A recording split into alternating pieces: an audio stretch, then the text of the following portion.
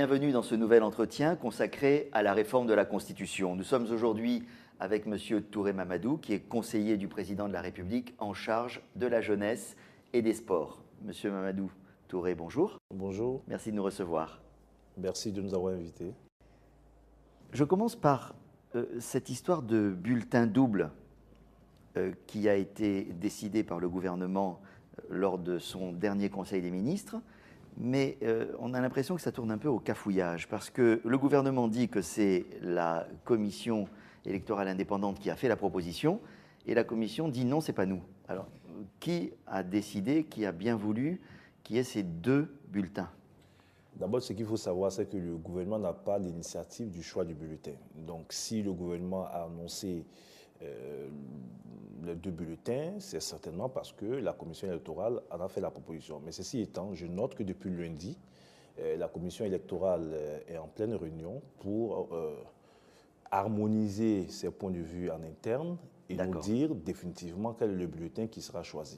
Parce que tout le monde n'a pas l'air au courant de la même chose au sein de la commission électorale, donc. Écoutez, je n'ai pas les détails des discussions en interne, mais j'ai noté, j'ai lu dans la presse, chez vos confrères, que depuis lundi, il y a des discussions pour aboutir donc à un choix entre le bulletin unique et le double bulletin. Mais je peux avoir un petit commentaire. Bien sûr. Je me demandais techniquement comment on arrive à faire voter des populations avec un bulletin unique pour le référendum. Vous savez, pour les présidentielles législatives, c'est d'autant plus facile que vous avez les sigles des partis politiques, vous avez les photos des candidats. Ça, c'est mon point de vue personnel. Alors que pour le bulletin unique, c'est oui et non. Nous avons des populations qui sont à 60% en milieu rural, beaucoup de populations analphabètes. Il faudra peut-être, même s'il y avait le choix du bulletin unique, prévoir des couleurs ou des signes pour permettre aux populations de distinguer, sinon techniquement, ça sera difficile. Vous êtes conseiller à la jeunesse du président de la République. Quelle est la place qui est réservée à la jeunesse dans ce projet de constitution? Y a-t-il des avancées notables qui pourraient intéresser les jeunes directement? Évidemment, c'est l'article 34 nouveau de cette constitution qui consacre beaucoup de droits aux jeunes. L'article 34, par exemple, je vais vous le dire, l'article 34 oblige l'État et les collectivités territoriales à mettre tout en œuvre pour la promotion des jeunes, pour l'épanouissement des jeunes et pour l'insertion sociale, économique des jeunes. Ça veut dire quoi concrètement? Ça veut dire qu'aujourd'hui, avec cette constitution, l'État et les collectivités ont des obligations à l'égard des jeunes et les jeunes ont des droits opposables aujourd'hui à l'État et aux collectivités publiques. Mais est-ce que cette place va être suffisante pour mobiliser la jeunesse le jour du scrutin? Est-ce que finalement elle est suffisamment bien informée des enjeux de cette Constitution? Mais c'est notre rôle. Je pense qu'à partir du moment où cette Constitution a été publiée, il nous revient, nous, mais aussi aux acteurs de la société civile, d'engager une campagne de sensibilisation, d'aller à la rencontre de ces jeunes et leur expliquer qu'aujourd'hui, nous avons dans la Constitution un dispositif qui leur est consacré. Vous savez, dans les grandes démocraties, sur des dizaines d'années, vous avez eu des mouvements de combat, des gens qui sont battus pour que des droits soient inscrits dans des constitutions ou que des discriminations soient exclues des constitutions. Aujourd'hui, nous avons constitutionnalisé certains droits qui, aujourd'hui, fait que le jeune peut opposer un certain nombre de choses à l'État ou aux collectivités. Et quel est l'intérêt de constitutionnaliser des droits pour des catégories de population dans une constitution qui doit être générale? Vous avez, dans nos pays africains, mais surtout en Côte d'Ivoire, 77% de la population qui a moins de 35 ans. C'est énorme. Nous sommes 25 millions d'habitants. Je parle de 18 à 19 millions de personnes. Les 15-35 ans représentent à peu près 36% de la population. C'est 8 à 9 millions de personnes. On ne peut pas avoir une proportion aussi importante de sa population et ne pas y consacrer un certain nombre de choses. Sur la question de l'emploi, par exemple, toute la problématique dans les États africains et même ailleurs tourne autour essentiellement des préoccupations des jeunes. Et quand vous avez une population aussi importante au niveau donc, de nos pays, il y a deux choses. Soit vous en faites un atout, c'est-à-dire vous créez les conditions pour trouver des perspectives à ces jeunes, ou bien c'est une bombe à retardement. S'il n'y a pas, si les jeunes n'ont pas accès à l'éducation, s'ils n'ont pas accès à l'emploi, c'est une bombe qui peut exploser à tout moment. Mais justement, il va falloir convaincre une jeunesse qui est en proie à beaucoup de difficultés d'emploi, de formation, d'insertion dans la société. Comment est-ce que vous allez les convaincre de se déplacer pour voter pour cette constitution. Mais sur la base de ce qui a été déjà fait, c'est vrai qu'on peut polémiquer, mais les chiffres sont avec nous. Les chiffres attestés par toutes les institutions internationales. Nous avons créé, lors du premier mandat, 2 millions d'emplois. Alors, quand nous le disons, on nous dit, mais vous avez créé 2 millions d'emplois, on ne voit pas les 2 millions d'emplois. Ce que j'ai l'habitude de dire à nos interlocuteurs, d'abord, il faut savoir que les 2 millions d'emplois, c'est 350 000 emplois dans le secteur public, c'est-à-dire l'administration et le secteur privé. C'est à peu près 1 million d'emplois dans le secteur agricole et à peu près 700 000 emplois dans le secteur informel. Et ce sont des chiffres qui sont attestés par le BIT. Et le secteur privé? Mais le secteur privé et le secteur public font 350 000 emplois. C'est-à-dire à peu près 60 000 emplois dans le secteur public et la différence dans le secteur privé. Ce que nous disons, quand vous avez une population de, je vous ai dit tout à l'heure, 15-35 ans qui représente à peu près 8 à 9 millions de personnes, c'est 8 à 9 millions de personnes potentiellement qui sont en attente d'insertion. Donc créer 2 millions d'emplois sur un potentiel de 9 millions, c'est insuffisant. Bien sûr, mais ça devrait quand même ça devrait se sentir au niveau de la population. Mais ça se sent. Non, mais attendez, il y a beaucoup de jeunes qui ont eu du boulot, mais il reste encore un nombre important de jeunes qui n'ont pas de boulot. Vous ne croyez pas qu'il y a une pédagogie à faire au niveau des employeurs? Parce que la façon dont ils sont traités quand ils sont recrutés est un peu compliquée. Alors, vous me permettez d'éclaircir une chose. En Afrique, nous n'avons pas un problème de chômage des jeunes. Le dernier rapport de la Banque mondiale l'atteste. Quand vous prenez le taux de chômage en général dans nos pays africains, nous sommes à des niveaux très faibles. 3% au Libéria, 5% en Côte d'Ivoire. Mais il y a que beaucoup de jeunes se trouvent en situation de précarité. Nous avons entre 20% et 25% de jeunes. Donc je suis d'accord avec vous qu'il y a un travail à faire pour sortir les jeunes de cette précarité, mais cette obligation incombe à l'État, incombe aux collectivités publiques, incombe donc aux entreprises privées. Le fait de constitutionnaliser des droits pour ces jeunes permet aujourd'hui d'avoir un dispositif légal en plus de ce qui existe déjà, c'est-à-dire le code. Et est-ce que ça peut être opposable au secteur privé, le fait de constitutionnaliser ces droits? Écoutez, pour le moment, c'est opposable donc dans la Constitution à l'État et aux collectivités publiques. Mais vous savez que c'est l'État qui définit l'environnement pour le secteur privé. C'est l'État qui met les dispositifs dans lesquels le secteur privé évolue.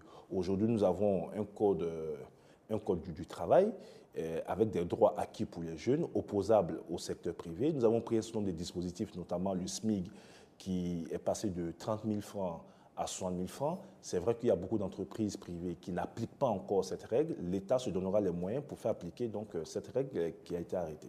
Pour revenir à la Constitution, est-ce que vous ne pensez pas que tout est allé trop vite pour que la population puisse s'approprier ce projet, le comprendre et le digérer pour pouvoir éventuellement voter favorablement? Ça a été très vite. Non, tout dépend de l'angle d'analyse. Moi, je peux vous dire que tout n'est pas allé vite parce que quand vous prenez le discours du chef de l'État lors de l'élection présidentielle, il avait prévu faire cette nouvelle constitution au premier trimestre de l'année 2016. Donc nous sommes aujourd'hui dans le 3e ou 4e trimestre de l'année 2013.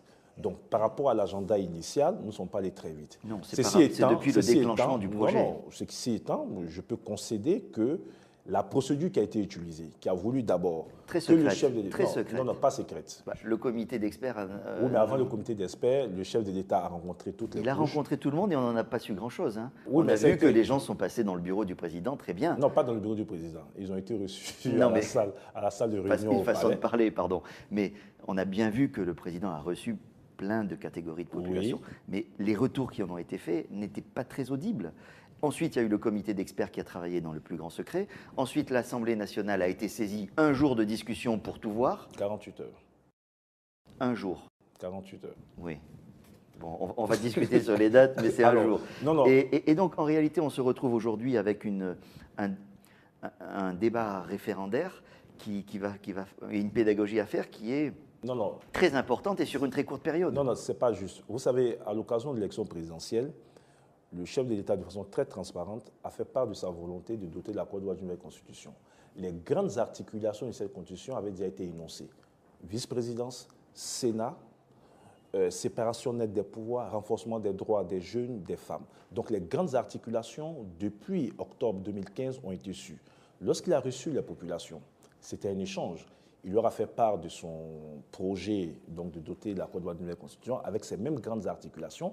Et les débats ont commencé depuis cette période. Si vous révisitez un peu la presse, depuis l'annonce de la mise en place du dispositif qui devait aboutir à une nouvelle constitution, il y a eu des débats.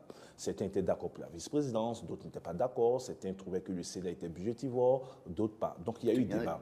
Maintenant, si vous me dites que les 184 articles qui ont été consignés dans la Constitution n'ont été rendus publics qu'il y a quelques semaines, je vous concède. Mais il nous revient, en tant qu'acteurs politiques, il revient à la société civile, il revient à différentes organisations de s'approprier cette constitution, d'aller à la rencontre des populations. Il reste une dizaine de jours. Oui, mais nous avons commencé, nous allons poursuivre. Hier, moi, j'étais avec donc, les jeunesses communales de Côte d'Ivoire. Je reçois dans quelques heures les jeunes artistes de Côte d'Ivoire. Je serai reçu par les étudiants au campus. Chacun fera sa part. Il s'agit, c'est vrai, que le temps semble relativement court, mais nous allons nous déployer sur le terrain pour essayer d'expliquer au mieux ces conditions aux populations et surtout obtenir la participation massive de cette population au référendum le 30 octobre.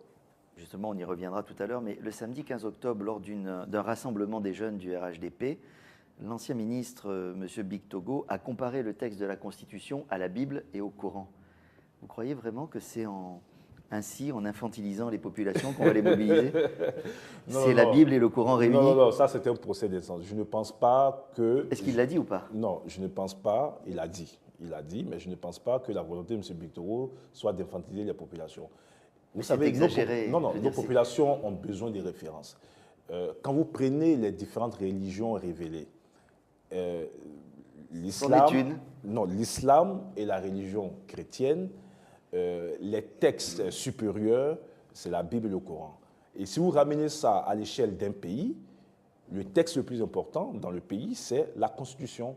Je pense que c'est juste des images qu'il a voulu donner pour faire comprendre à cette jeunesse l'importance que peut avoir la Constitution pour un pays qui peut être comparable à l'importance que la Bible et le Coran peuvent avoir pour une religion, mais sans confusion possible. Une question intrigue tout le monde. Alors, je vous la pose à vous aussi pour essayer d'avoir votre avis, comme je l'ai demandé à mes autres interlocuteurs. C'est la suppression du plafond d'âge. Oui. Alors, qui était fixé jusqu'à maintenant à 75 ans. Oui. Alors, bien évidemment, ce n'est pas une mesure qui va vous concerner directement, mais alors elle concerne qui? Ben, écoutez, il faut comprendre d'abord l'esprit de cette suppression. Déjà, l'article 55 nouveau est la formulation... est la formule copier-coller de ce qui a été arrêté par tous les acteurs politiques à Minas Marcoussi, y compris à Finguessan, le FPI.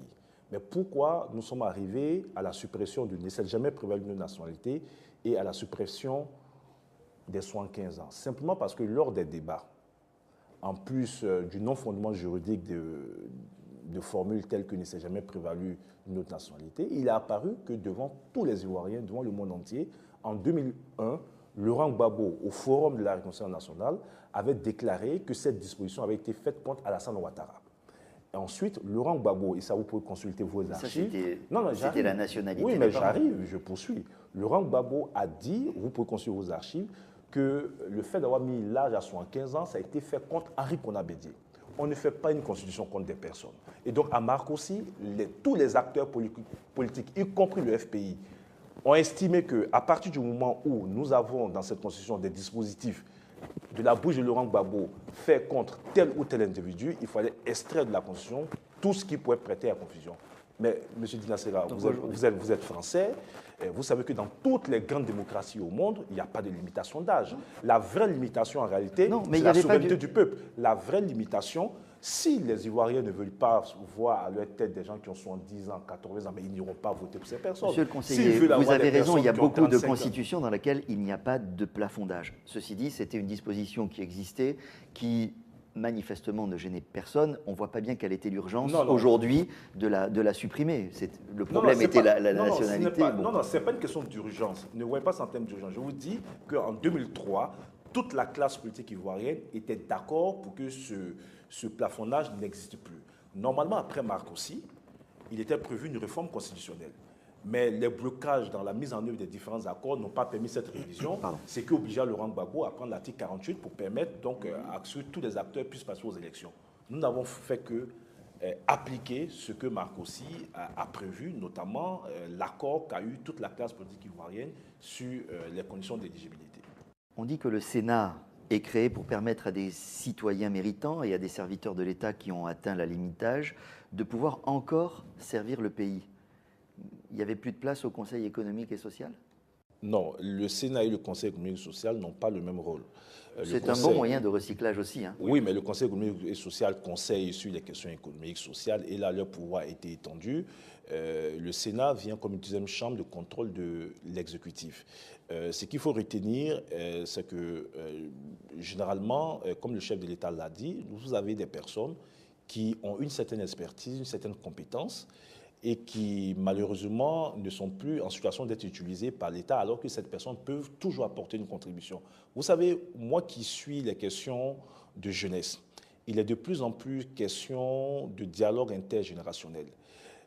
Devant la précarité dans laquelle se trouve notre jeunesse, différents programmes ou projets se développent pour que les seniors qui ont passé des années dans des entreprises ou dans le secteur public ou certains privés puissent prendre un peu de leur temps pour apporter leur expérience aux jeunes qui viennent de commencer. Et je pense qu'il faut souder les liens entre les générations et ne pas se dire que quelqu'un qui a 65 ans, qui est allé à la retraite, alors qu'il a toujours un potentiel et qu'il peut apporter des choses à son pays, ne puisse pas le faire. Donc ça va être une chambre de vieux?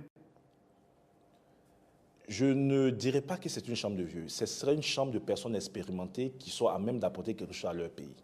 Maintenant, la vieillesse, vous savez, c'est relatif. Hein. C'est dans la tête. Des personnes de 77 ans ne se considèrent pas comme vieux. Vous avez raison. Qu'est-ce que vous avez à dire au sujet du boycott du scrutin référendaire par l'opposition? Je trouve la position de l'opposition très légère. Je trouve que nous n'avons pas une opposition sérieuse. On peut reprendre point par point les points des critiques. Ils estiment que la démarche du chef de l'État n'était pas inclusive et qu'elle est illégitime. Voilà un président de la République qui, quand il était candidat en 2015, a décliné l'ensemble de son programme. Et parmi les points de son programme, il y avait inscrit une nouvelle constitution avec les points qui sont aujourd'hui dans cette nouvelle constitution. Sur cette base, il a été élu par 83% des Ivoiriens. Ce n'est pas en catimini qu'il a fait cette constitution. Il tire sa légitimité de son élection. Les Ivoiriens l'ont élu pour qu'il applique l'ensemble des propositions qu'il a eu à faire, que ce soit sur le plan politique que sur le plan économique. L'opposition nous dit que la démarche n'est pas démocratique. Qu'est-ce qu'on appelle démocratie? Les Grecs nous disent que la démocratie, c'est le pouvoir du peuple, par le peuple et pour le peuple. Mais la vraie démocratie, ce n'est pas eux qui la détiennent. La vraie légitimité, c'est... Mais une procédure avec une assemblée constituante aurait pu être plus inclusive encore. Oui, une procédure avec une assemblée constituante aurait pu, comme une procédure telle que nous l'avons adoptée avec un comité d'experts. Les deux se font. Mais généralement, quand vous consultez l'histoire, dans la plupart des pays où il y a eu une assemblée constituante, ce sont des pays qui étaient en crise ou en rupture de l'égalité. En 2000, Guéhi Robert a pu faire une constituante parce qu'il avait suspendu la constitution, il avait dissous toutes les institutions. Si dans leur tête, nous sommes encore en situation de crise, c'est normal qu'ils proposent une constituante. Mais pour nous, la Côte d'Ivoire a retrouvé sa normalité. Toutes les institutions fonctionnent. Nous avons un Parlement qui fonctionne avec des députés, un exécutif qui fonctionne, un pouvoir judiciaire qui fonctionne. Pourquoi veulent-ils qu'on aille dans une foire où on nous demande, écoutez leurs revendications, avant d'aller faire une nouvelle constitution, il faut que Laurent Gbagbo soit libéré. Ça veut dire quoi? Alors que le sort de Laurent Gbagbo échappe aujourd'hui à l'ensemble des Ivoiriens, donc il faut attendre que dans 3 ans, 4 ans, la CPI, dont le verdict dans le procès Gbagbo, notamment sa libération ou sa condamnation, pour qu'on aille à une constitution? Non, il peut exister des problèmes politiques. Le gouvernement a créé un cadre de dialogue politique pour régler ces problèmes politiques. Nous n'avons pas attendu la nouvelle constitution pour libérer certains détenus. Nous n'avons pas attendu la nouvelle constitution pour dégeler les avoirs. Nous n'avons pas attendu la nouvelle constitution pour faire rentrer plus de 90% des réfugiés en Côte d'Ivoire. En tout cas, l'enjeu de ce scrutin référendaire va être la mobilisation des électeurs, c'est-à-dire le taux de participation à cette élection. Le boycott n'arrange pas les choses. Si on ajoute à cela un certain manque d'intérêt de la population qui ne se sent pas forcément concernée par quelque chose d'aussi technique, et puis également le manque d'information qu'on a relevé tout à l'heure, ça ne va pas être facile pour que cette constitution soit bien née. Je préfère aller sur un aspect de votre analyse, c'est-à-dire le contenu technique de cette constitution et la capacité des populations à la comprendre pourrait déterminer leur participation ou pas. Ce n'est pas l'opposition. Afin-Guessan représente moins de 9%. Donc on a vu leur manifestation. Mais ce qui est important, que ce soit pour eux ou pour nous, c'est la démocratie, c'est le peuple. Le plus important, c'est la sincérité et la transparence du scrutin. Si les Ivoiriens, dans les grandes majorités, disent non à ce projet référendaire, Alassane Ouattara constatera que les Ivoiriens ont rejeté son projet et il va s'y plier. Si les Ivoiriens adhèrent massivement à cette constitution, il sera voté. Et s'ils adhèrent massivement à cette constitution avec un taux de participation très faible, la constitution, le lendemain matin, elle sera adoptée, mais elle sera elle-même affaiblie? Non, vous savez que... Votre enjeu, il est là. Vous savez qu'aucune loi en Côte d'Ivoire, ou même en France, comme cela se fait peut-être ailleurs, ne détermine la validité donc, d'une élection par rapport donc, au taux de participation. Mais c'est un repère qu'il faut regarder et c'est un défi pour nous. Et je peux vous le concéder. Et c'est pour cela d'ailleurs que nous sommes sur le terrain. L'un des défis pour nous, ce n'est pas trop est-ce qu'on gagnera ou pas, parce que, comme je l'ai dit, l'opposition est assez marginale en Côte d'Ivoire. Ils sont totalement déconfigurés avec des crises internes qu'ils ont entre eux. Ils n'arrivent même pas à appliquer la démocratie. Lui, Afin Guessan, dont la légitimité est contestée par les pro-Sangaré, qui est considéré par leur union comme n'étant pas ivoirien. Je pense qu'ils gagneraient à régler leurs problèmes de démocratie et de légitimité en interne. Maintenant, oui, nous avons un défi de mobilisation. Nous allons faire en sorte de gagner cette victoire, que ce soit au niveau des jeunes, au niveau des femmes, au niveau de la société civile. Nous serons sur le terrain pour essayer donc d'avoir la majorité des Ivoiriens qui sortent pour voter pour ce... Quelle que soit la manière dont l'opposition exprime son point de vue, pourquoi est-ce que le gouvernement ne laisse pas l'opposition défiler, manifester contre la Constitution? Les manifestations sont interdites. Il suffit, enfin, je veux dire, ce serait quand même plus simple. Ce serait quand même plus simple de les autoriser et de les encadrer. Mais je dirais même pour vous. Non, nous sommes dans un état de droit. Afin Guessan a manifesté le samedi dernier. Il y a eu 150 personnes à peine. Il a manifesté. Il avait voulu manifester le jour où le chef de l'État partait à l'Assemblée nationale, ce qui n'était pas possible. Donc, il a manifesté 150 personnes. Mais ceci étant, dans toutes les démocraties, les libertés sont encadrées. L'opposition, je suis partisan de ceux qui pensent qu'il faut laisser l'opposition manifester. Et surtout cette opposition que nous avons en Côte d'Ivoire, parce qu'il y a beaucoup plus de surmédiatisation que de valeur réelle en termes de population. Mais quand des opposants vous disent que nous prenons la rue jeudi et nous ne quittons plus la rue, on n'est plus dans une marche républicaine, on est dans une insurrection. Il faut appeler les choses par leur nom. Dans tous les pays démocratiques, on sait quand est-ce qu'une manifestation doit commencer, on connaît les circuits et on sait où elle se termine. Mais quand des opposants disent on ne quitte plus les rues jusqu'à nouvel ordre, ils sont dans une logique d'insurrection. On a entendu même certains opposants faire référence à ce qui s'est passé au Burkina. J'ai dit à ces nouveaux confrères, mais ils peuvent continuer à dormir. Quelqu'un qui dort, on ne peut pas l'empêcher de rêver. Il y rêve. Il y rêve parce que les Ivoiriens qui ont été meurtris par ce qui s'est passé, peut-être qu'eux étaient hors du pays pendant ces périodes, mais on a trouvé ici dans des sous-quartiers des gens qui n'arrivaient plus à manger, qui avaient des baluchons sur la tête, qui partaient de quartier à quartier. Les Ivoiriens ne veulent plus vivre ça. Les Ivoiriens veulent pouvoir s'exprimer en toute liberté, veulent pouvoir infléchir les politiques publiques, veulent pouvoir sanctionner ou pas, mais cela va se faire dans les urnes. Le désordre tel qu'ils l'ont créé toutes ces années en Côte d'Ivoire, c'est terminé. Et moi, je viens d'une réunion avec les jeunes de tous les bords politiques. Ils nous ont adressé un message aux hommes politiques. Nous ne voulons plus être les moutons de sacrifice, de quelque bord politique que vous soyez. Nous ne voulons plus être des suiveurs, comme vous l'avez dit, que ce soit du RDR, du PDCI, de l'UDPCI. Donc il faut éviter de leur dire que la Constitution, c'est la Bible.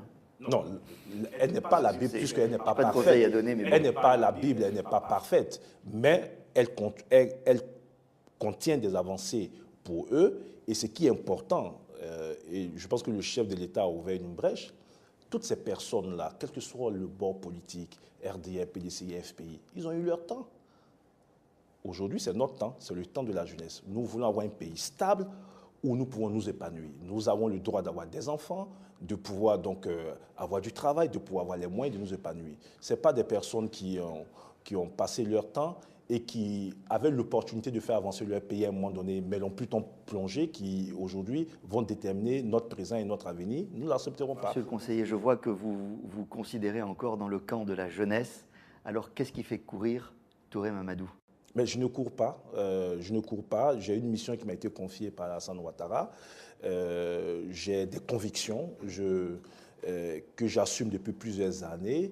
J'ai un amour pour mon pays. Et vous savez, comme tout le monde, dans des moments d'incertitude où on se pose des questions, j'ai été invité il y a 3 semaines par le gouvernement américain dans le cadre du programme Emerging Leaders, Démocratie en Action, ce qui m'a permis de voir la grandeur des États-Unis, comment les pères fondateurs de George Washington ont fait ce pays, comment des personnes peuvent se détacher pour voir l'avenir de leur pays.